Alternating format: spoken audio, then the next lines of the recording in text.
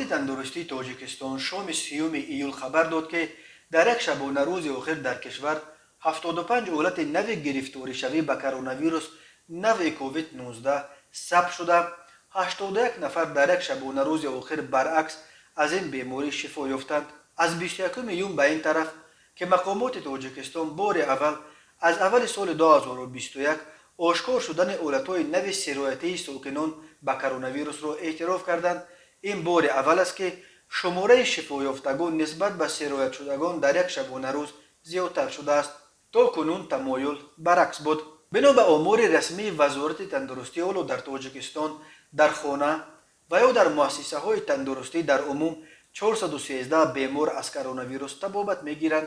در همین حال طبق آمار رسمی با 75 حالت اخیر سرایت شماره عمومی گرفتار شدگان به کرونا ویروس از آغاز پاندمی تا شام 30 ایول از 15000 گذشته و به 15004 نفر رسید. از این شمار 14470 نفر یا 96.4 از شماره عمومی گرفتار شدگان شفا یافته 121 نفر فوتیدند.